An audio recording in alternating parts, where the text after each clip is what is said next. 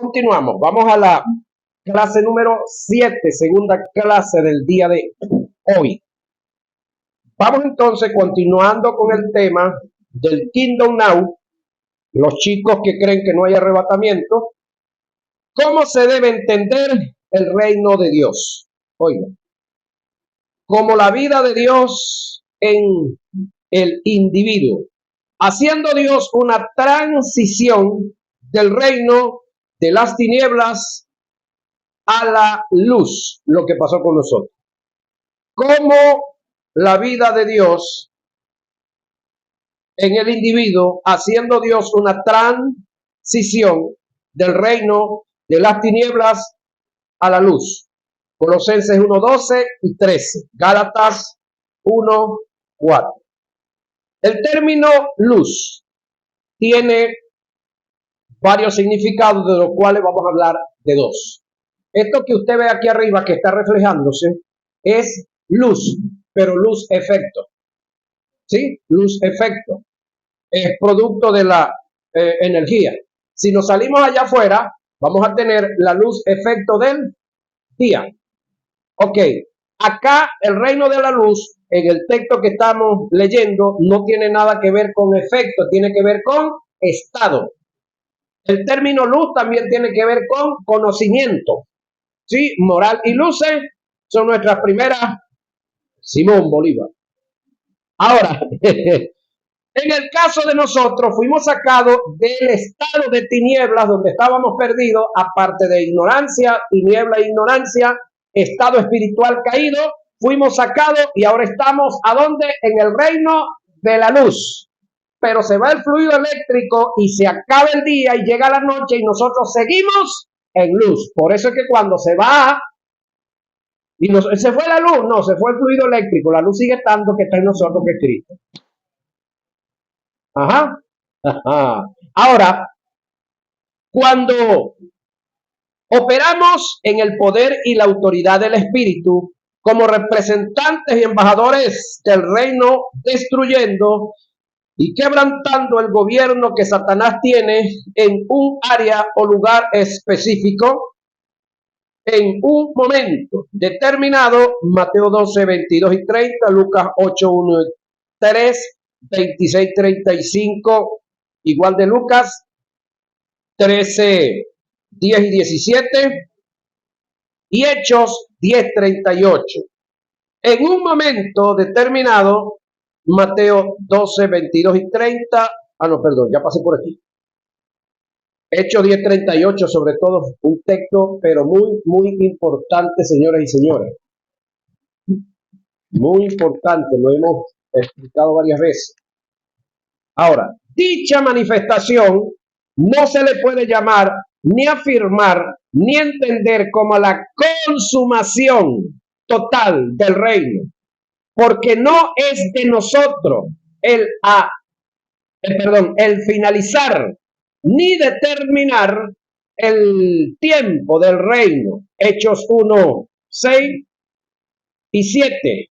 No hay tal cosa como el hablar de un reino presente, oiga, en toda su extensión y todas las esferas, tomando como fundamento la autoridad, el poder, señorío que tiene y se manifestará en la iglesia. Todas las manifestaciones que se puedan dar en la iglesia a causa de su posición son adelantos de los poderes de la vida del reino. Hebreos 6:5, esto fue lo que Jesús le entregó a la iglesia. Poder, autoridad, oiga, para manifestar el reino y darlo a conocer, no para consumarlo. Mateo 16, 18 y 19 y Hechos 1:8, pero recibiréis poder cuando haya venido sobre vosotros el Espíritu Santo y me seréis testigos en, Dios te sabe dónde. Como cuando Jesús dijo en Lucas 17:21, el reino de Dios está entre vosotros, por supuesto se refería a él y lo que estaba en él. Lo que quiso decir fue, he aquí la la máxima representación del reino de Dios, dando testimonio de él mismo por causa del poder del Espíritu que se manifestaba en él. De no ser así, habría una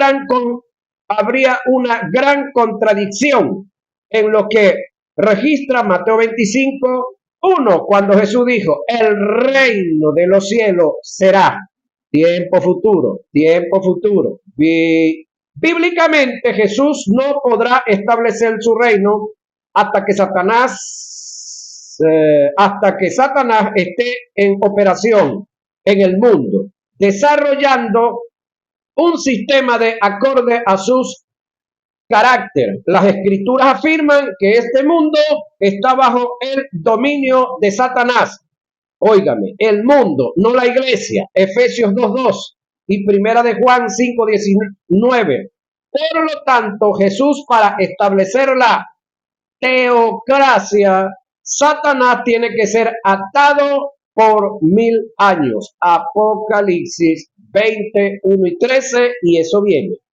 Vi a un ángel que descendía del cielo, oiga esto, con la llave del abismo y una gran cadena en la mano, y prendió al dragón, a la serpiente antigua, que es el diablo y Satanás, y lo ató por 1000 años, y lo arrojó al abismo, y lo encerró, y puso su sello sobre él, para que no engañase más a las naciones, hasta que fuesen cumplidos 1000 años. Pero yo quiero que usted haga un análisis a ver si a usted se le ilumina lo que a mí se me iluminó aquí. Yo estoy leyendo este texto, entonces cuando dice el texto, y vi descender a un ángel, ni siquiera dice un querubín, un ángel común, no dice un querubín, no dice un serafín, no dice un cuerpo compuesto entre ángeles, arcángeles, querubín y serafines, como decir una unidad militar compuesta por el DIGESIN, por el SEBIN, por la unidad élite de, por decir algo, de la PTJ, el grupo URI, la otra de la Guardia Nacional. Nada de eso. Es decir, un ángel se bastará para atar al diablo. Entonces no es que es gran cosa. ¿Está viendo? Un solo ángel se bastará para atarlo. Cuando llegue el momento, por supuesto. Entonces no es que es gran broma. Y nosotros llorando y asustados por él, ¿no? ¿Dónde? Según el testimonio de las escrituras, Satanás está vigente, reinando y operando en el sistema del mundo o de este mundo. Claro que sí. Pregúntese usted, ¿quién promueve el narcotráfico para allá y para acá? ¿Quién promueve los grupos violentos de guerrilla urbana, guerrilla de montaña? ¿Cómo se llama la otro? Lo que hace el mismo Estado. Cuando el Estado es el que promueve la crueldad. Terrorismo de Estado. ¿Quién está trabajando con el adrenocromo? ¿Quién trafica con niños? ¿Quién trafica con mujeres? ¿Quién trafica con hombres? Gran cantidad de seres humanos que están siendo sacados de sus países. Veía el caso de un peruano en estos días que se lo llevaron supuestamente para un trabajo en alguna parte por allá, para Europa, y cuando se dio cuenta, ¿sabe dónde estaba? En Ucrania, frente allá, en la línea de batalla se lo llevaron a pelear porque sí, porque si no lo matan. Eso lo están haciendo, ¿no? Y esos son los poquitos que uno se entera, porque hay muchos casos más que están sucediendo y uno no se entera nada. Están reclutando hasta hombres de 60 años. La gente huye cuando ven como un militar ucraniano, cierran las puertas y se encierran, porque los están reclutando a juro para llevárselos a la guerra. Se meten en los bares, en las discotecas, a sacar a la gente de allá para la guerra. Ahora, eso es lo que uno ve aquí. ¿Cómo será en los países árabes? Y en otros más. ¿Qué me dice eso? Que el diablo está reinando a través de los sistemas. ¿Sí? Ahora, y él os dio vida a vosotros cuando estabais muertos en vuestros delitos y pecados, en los cuales anduviste en otro tiempo, siguiendo la corriente de este mundo, conforme al príncipe de las potestades del aire, el espíritu que ahora opera en los hijos de desobediencia. Efesios 2, 1 y 2. Mira lo que pasó voy a traer a colación un testimonio de un caso que me contó un pastor, en Oriente. No sé si alguno de ustedes recuerda a un famoso periodista que fue el primer gobernador del estado de Anzoátegui, cuando salió Denis Balsa, que fue el último gobernador adeco, y este fue el primer gobernador chavista. Era un periodista de Caracas, de esos famosos periodistas, como decía aquí Alfredo Peña. Este fue allá. Bueno, él anduvo como un pastor para arriba y para abajo en toda la campaña. Después que ese hombre ganó y entró a la gobernación, más nunca el pastor lo pudo ver. Más nunca. Se desapareció. Y dentro de esa gobernación, las mismas orgías sexuales y de borrachera que se hacían en el periodo de Acción Democrática y COPEI, una vez que este entró, lo absolvieron. ¿Qué pasó? Un hombre culto, periodista, preparado, pero al de entrar en ese sistema, le pusieron las manos encima y se lo comieron. Se acabó. Creo que ni terminó como gobernador. Entonces, hay áreas del mundo donde el que está allá está porque está corriendo la corriente de allá. Y el que llega allá supuestamente con ganas de cambiar, lo cambian es a él. Al menos que vaya dirigido por Dios, que esté en Dios y que esté bien agarrado de Dios, porque aquí en Venezuela hubo 4 diputados nacionales con sus suplentes que entraron por un partido político hace varios años atrás y los 4 se echaron a perder. Diputados nacionales evangélicos que entraron. Ahora, los que hay ahorita, que hay más de 70, no se les ve el queso a la tostada, ¿no? Ahora, sabemos que somos de Dios y el mundo entero está bajo el maligno. Entienda esto, que esto no es cuento de camino, esto es una gran verdad.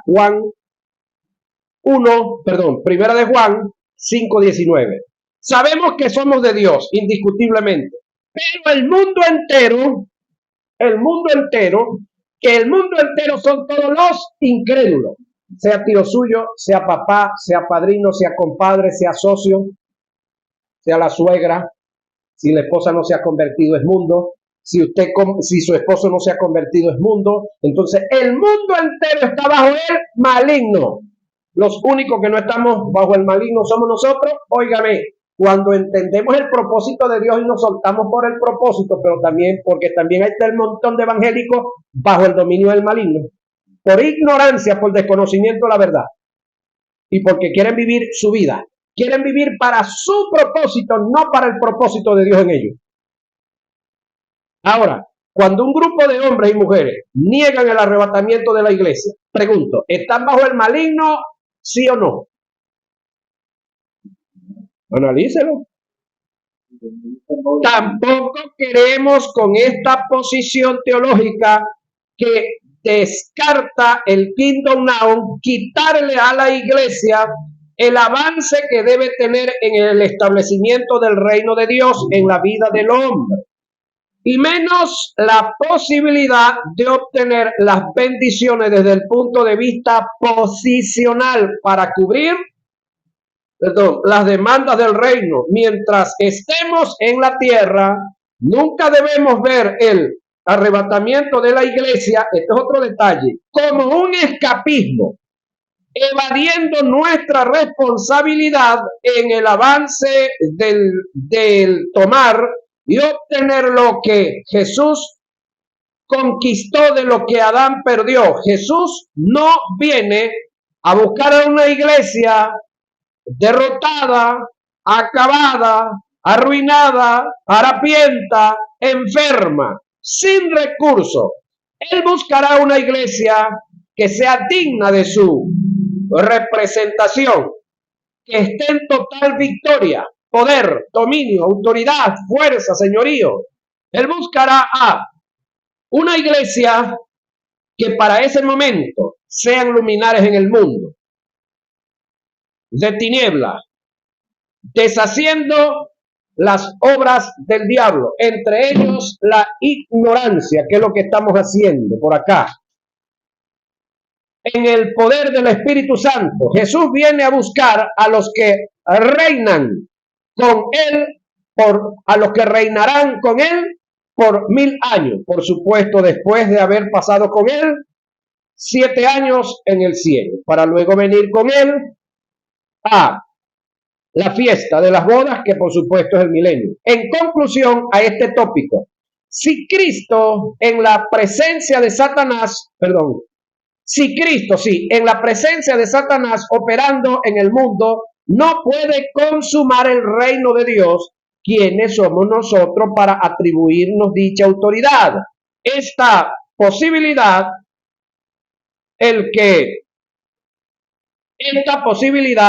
la iglesia consume el reino de Dios en la tierra, está descartada en las escrituras. Entonces los que se habían reunido le preguntaron diciendo: Señor, ¿restaurarás el reino a Israel en este tiempo? Y les dijo: no os toca a vosotros saber los tiempos y las sazones que el Padre puso en su sola potestad, pero recibiréis poder cuando haya venido sobre vosotros el Espíritu Santo, y me seréis testigos en Jerusalén, en toda Judea, en Samaria y hasta lo último de la tierra. Hechos 1, 6 al 8. Como el reino futuro que vendrá y se dará la consumación del gobierno de Dios en el universo. Como el reino futuro que vendrá y se dará la consumación del reino de Dios en el universo. Esto tendrá cumplimiento después que pasen todas las cosas y haya una restauración total y completa. Apocalipsis 22, 1 y 5. Es decir, una vez que se haya dado la purificación de todas las cosas y cada una de los cosa a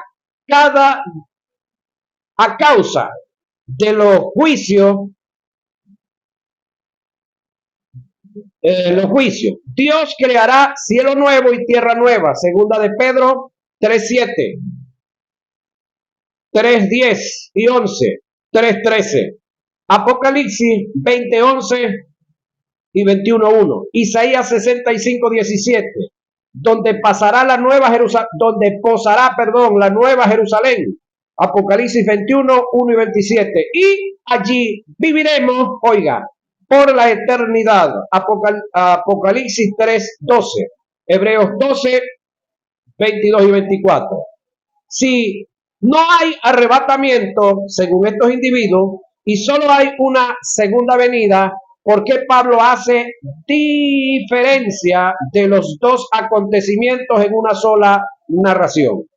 ¿Cuál es la razón que se tiene para alegar que Pablo presenta dos acontecimientos distintos en una sola narración? Si analizamos bien, Primera a Tesalonicenses 4, 13 y 18 y Primera a Tesalonicenses 5, 1 y 4, gramaticalmente en el pasaje se consiguen lo que se conoce como una conjunción adversativa. Una conjunción adversativa es aquello que te une dos acontecimientos en una narración, pero que son totalmente diferentes y que no tienen que ver la una con la otra. La conjunción está el unir una sola narración, los dos acontecimientos, y los adversativos está en que no tienen nada que ver una con la otra. Son dos acontecimientos diferentes en su totalidad. El término pero, que aparece entre los dos pasajes antes mencionados, es tal conjunción que te une dos acontecimientos en una narración, pero que no tienen que ver una con la otra. Tampoco queremos, hermanos, que ignoréis acerca de los que duermen, hablando de los que murieron, partieron con el Señor, para que no os entristezcáis como los otros que no tienen esperanza, es decir, los que están claros que están perdidos y no tienen conocimiento del mundo espiritual. Porque si creemos que Jesús murió y resucitó, así también traerá Dios con Jesús a los que durmieron en él. Por lo cual os decimos esto en palabra del Señor, que nosotros, Pablo contándose entre, que vivimos y que habremos quedado hasta la venida del Señor, no precederemos a los que durmieron, porque el Señor mismo, con voz de mando, con voz de arcángel y trompeta de Dios, creo que ya esto lo aclaré yo, ¿no? Ajá, trompeta de Dios, no de los ángeles, descenderá del cielo, y los muertos en Cristo, nótese, los muertos en Cristo resucitarán primero, luego nosotros, los que vivimos, los que hayamos quedado, seremos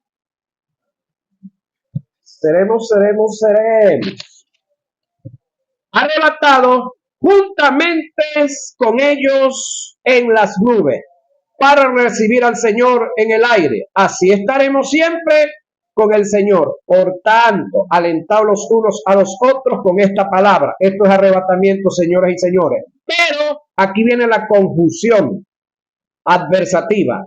Acerca de los tiempos y de las ocasiones, no tenéis necesidad, hermanos, que yo os escriba. Ya ellos estaban seguros, estaban claros, pero Pablo acá les reafirma algo. Porque vosotros sabéis perfectamente que el día del Señor vendrá, hablando de la segunda venida, así como ladrón en la noche para el mundo. Que cuando digan, oiga, digan, ¿quién? El mundo, paz y seguridad, entonces vendrá sobre ellos, no sobre nosotros. ¿Sobre quién? Ellos. ¿Quiénes son ellos? El mundo, no sobre la iglesia. Ajá, ¿qué es lo que vendrá sobre ellos? Destrucción repentina, como los dolores a la mujer encinta. Y no escaparán. Nótese que Pablo se está saliendo él y sacando a la iglesia. Mas vosotros, hermanos, ahí sí está hablando a la iglesia, no estáis en tiniebla para que aquel día os sorprenda como ladrón. Por lo tanto, como ladrón no es para ti, que eres iglesia, es para el mundo, que está en tiniebla. El término ladrón en la noche nunca antes es utilizado en la escatología para referirse a la iglesia, sino al día en que el Señor venga en su ira a juzgar a las naciones, segunda venida. El término ladrón en la noche culturalmente es un término que indica juicio y venganza, es decir, es una expresión de juicio. Esta expresión es una hebraísmo que hace su referencia a la práctica mesiánicas en Levítico 6, 9 y 10, referente a la ley del holocausto, donde un sacerdote era escogido para mantener el fuego encendido en el altar toda la noche hasta el amanecer. Históricamente está registrado que el capitán de la guardia del templo o el sumo sacerdote hacía rondas para verificar que el sacerdote no se durmiera y no dejara apagar el fuego en el altar. Si esto ocurría, el sacerdote era severamente castigado y reprendido. Fue a estas prácticas de visitas sorpresivas que, según la tradición judía, que el sumo sacerdote o el capitán de la guardia fuera la guardia conocido como el ladrón en la noche, es decir, donde los escritores bíblicos toman dicha expresión para referirse a la venida de Jesús para juzgar a las naciones. Ejemplo bíblico, Mateo 24:43, Lucas 12:39, Primera Tesalonicenses 5:2, Segunda de Pedro 3:10 y Apocalipsis 3:3 y 16:15. El término Día del Señor nunca antes es utilizado en la escatología en referencia a la iglesia, sino a la venida del Señor para juzgar e implantar el reino. Ejemplo bíblico: Isaías 13:9 y 11, Joel 2:1 y 11, 2:34, Zacarías 14:1 y 9, Malaquías 4:5, Hechos 2:20, Segunda de Pedro 3:10 y Primera Tesalonicenses 5:1 y 11 y Apocalipsis 6:17. Por favor, leen los textos, los estudian y los analizan en su casa. Para concluir y descartar esta escuela, ellos en su aplicación quebrantan totalmente los medios de interpretación bíblicos. ¿Cuáles? El texto con su contexto, los tipos de paralelismo, la hilación del pensamiento, las figuras retóricas, la gramática del griego, los personajes, el redactor, quién hizo la recopilación, quién lo dijo, el emisor, a quién se le dijo, el receptor, qué se dijo, la comunicación y el carácter de ella. Cuando lo dijo, factor tiempo. ¿Dónde se dijo? Lugar. ¿Por qué lo dijo? Los móviles o el motivo. ¿Cómo lo dijo? La forma. La ley de doble referencia, las culturas, sus costumbres e idiosincrasia y el fondo histórico. El sentido del mensaje literal o espiritual. Traslado de la iglesia antes de la tribulación. Quinta escuela. Traslado de la iglesia antes de la tribulación. Y vamos a seguir prestando con gran atención, como lo hemos hecho con las otras escuelas, esta escuela, que es la que se sostiene en la escatología, señoras y señores. Esta verdad es la más confiable y aceptable en el área de la escatología por ciertas razones que voy a presentar. No es porque a mí me parece, no es porque le parece al maestro que escribió el material, no, es por razones que vamos a estudiar.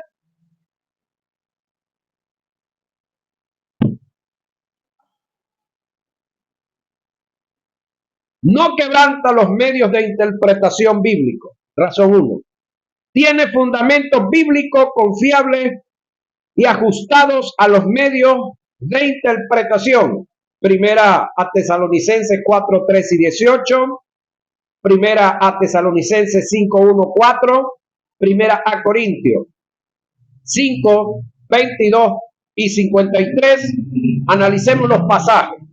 Hay quienes alegan que Pablo, en la carta que escribe a los tesalonicenses, en su primera carta, en los capítulos 4 y 5, está haciendo narración de un solo acontecimiento en diferentes formas. Esto, desde el punto gramatical, es falso. Si analizamos bien Primera Tesalonicenses 4, 3 y 18 y Primera Tesalonicenses 5, 1 y 4, gramaticalmente en el pasaje se conoce lo que en el pasaje se consigue, lo que se conoce como una conjunción adversativa. Una conjunción adversativa es aquello que te une dos acontecimientos con una narración, pero que son totalmente diferentes y que no tienen que ver la una con la otra. La conjunción está en unir en una sola narración los dos acontecimientos, y lo adversativo está en que no tienen nada que ver una con la otra. Son dos acontecimientos diferentes en totalidad. El término pero que aparece en los dos pasajes antes mencionados, es tal conjunción que te une dos acontecimientos en una narración, pero que no tienen que ver una con la otra.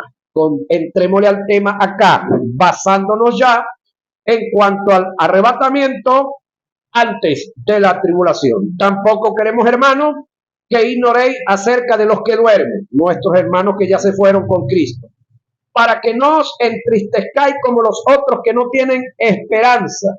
Porque si creemos que Jesús murió y resucitó, así también traerá Dios con Jesús a los que durmieron en él.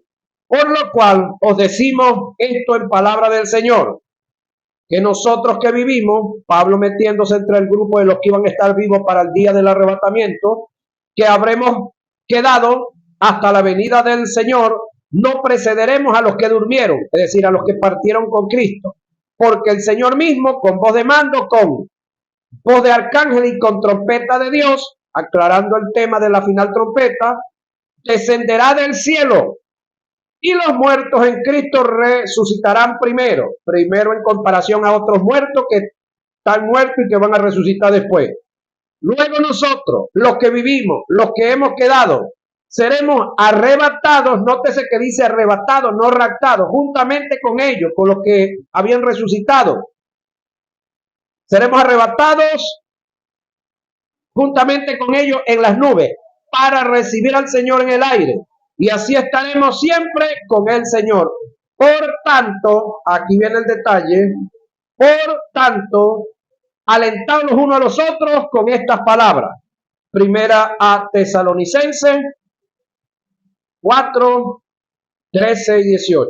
Pero acerca de los tiempos y de las ocasiones, aquí está el otro tema, no tenéis necesidad, hermanos, de que yo os escriba, porque vosotros sabéis, con todo y que ellos sabían, se los escribió perfectamente, que el día del Señor vendrá, así como ladrón en la noche, que ya dije para quién es ladrón, que cuando digan, ve como Pablo se sale y saca a la iglesia, paz y seguridad, entonces vendrá sobre ellos. No dice sobre nosotros. Importante eso, ¿verdad? ¿Sobre quién? Ellos, digan. No sobre nosotros, sobre ellos. Importante eso. Claro. Ajá. Destrucción repentina. ¿Cómo los dolores a la mujer encinta? El problema es para ellos. Y no escaparán. Nótese que no dice no escaparemos. Mas vosotros, hermanos, no estáis en tinieblas, porque estamos en luz, que es Cristo, para que aquel día os sorprenda como ladrón, porque todos vosotros sois hijos de luz e hijos del día, y no somos de la noche ni de las tinieblas. Primera Tesalonicenses 5, 1 al 5. Pero con respecto a la venida de nuestro Señor Jesucristo y nuestra reunión, que este es arrebatamiento, recogimiento con él, segunda Tesalonicenses 2:1, porque así como en Adán, oiga, todos mueren, también en Cristo, todos serán vivificados, pero cada uno en su debido orden. Cristo las primicias, es decir, el primer resucitado es Cristo. Lo que voy a decir no lo voy a decir para ustedes o por ustedes, es por lo que están en el video, ¿no? Hay una diferencia entre una resurrección y una resucitación. Ya ustedes se saben eso de memoria, pero los que están viendo el video y van a escuchar audio no lo saben. El detalle está que todo ser que ha muerto y ha vuelto a la vida para volver a morir, eso se llama resucitación. No es una resurrección. Si usted no me cree a mí, no tengo problema, métase en Google y pregunte, diferencia que hay entre una resurrección y una resucitación, y Google se lo va a decir igualito como yo se lo voy a decir, o como se lo estoy diciendo. Entonces, una resurrección es alguien que murió, volvió a la vida para no morir jamás. Entonces, el único de todos los que han estado muertos y volvió a la vida para no morir jamás, se llama Jesús, el Cristo, el Mesías.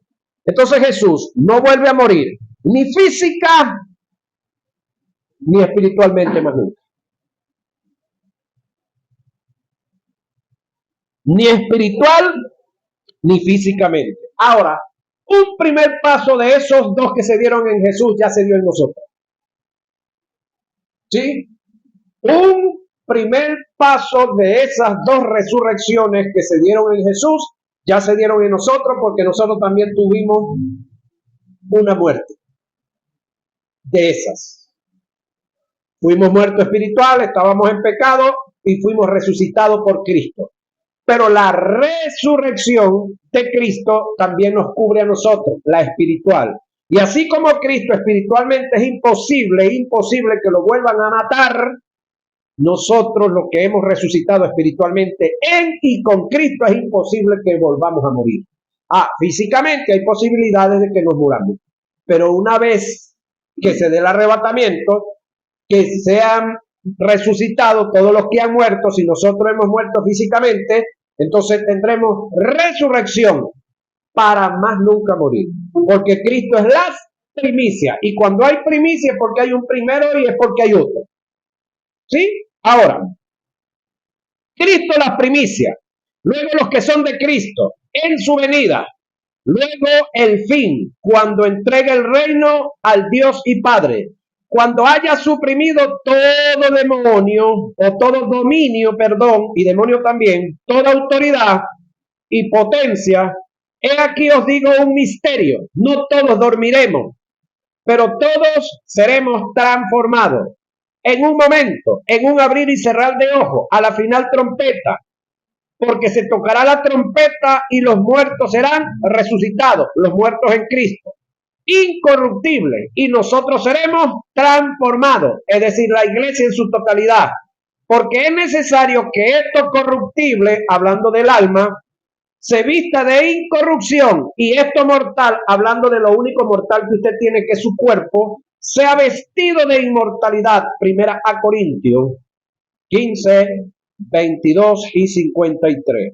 El método de interpretación en su mayoría es el gramático histórico o literal, que es el método más confiable en la hermenéutica como ciencia de interpretación. Propósito del arrebatamiento, es decir, ¿por qué? No, ¿es que acaso que Dios no tiene nada que hacer, inventó un arrebatamiento? No, hay un propósito.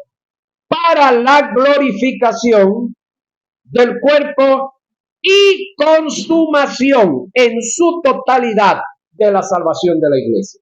Por lo tanto, ¿qué estamos esperando nosotros? Oiga, la glorificación. ¿De qué?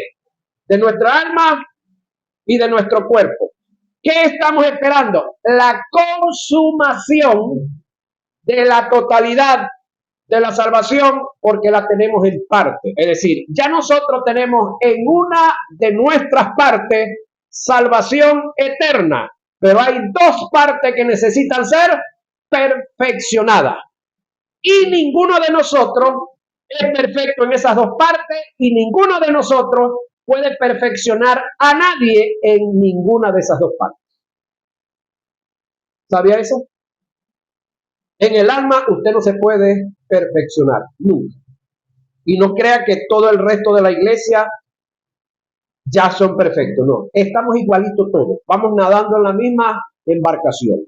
Y en el cuerpo, compañeros, esto es una batalla que tenemos que tenerla todos los días, porque todos nosotros estamos siendo tentados todos los días y en todas las edades que tengamos. Hermano, y los que ayunan mucho y oran mucho, la tentación es más grande todavía. Entre más alto y más elevado Dios tenga a un hombre o una mujer, la tentación es más tenaz todavía. ¿Sí? Lo que pasa es que como usted y yo no estamos allá, no lo sabemos, pero yo conozco de uno que en una ocasión me dijo: Octaviano, como tú eres mi asistente, yo era el asistente en la escuela, como tú eras el asistente, ¿será que tú me puedes ayudar con esto? ¿Qué es esto? me mostró así una foto de una dama en ropas menores ofreciéndose. Yo le dije, yo soy el asistente tuyo aquí en la escuela, no en esto. Así que libre su batalla. Me dijo, yo tuve que librar, darle carta de despedida, correr de la escuela a más de una mujer. Porque le decían, si así eres un verdugo en el púlpito enseñando la Biblia con ese dominio, con esa autoridad, ¿cómo serás en una cama?